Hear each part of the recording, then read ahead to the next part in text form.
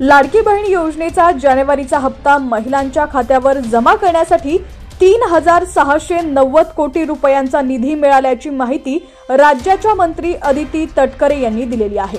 दरम्यान जानेवारीचा हप्ता कधी मिळणार याची देखील तारीख आता समोर आलेली आहे।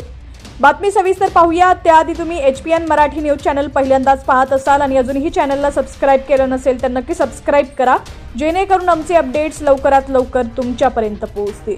लाडक्या बहिणींना 26 जानेवारीच्या आधीच या महिन्याचा हप्ता मिळणार असल्याचं राज्याच्या मंत्री अदिती तटकरे यांनी जाहीर केलंय। या संबंधी माहिती देताना अदिती तटकरे म्हणाल्या की 26 जानेवारीच्या आधी जानेवारी महिन्याचा लाभ मिळेल असा प्रयत्न सुरू आहे।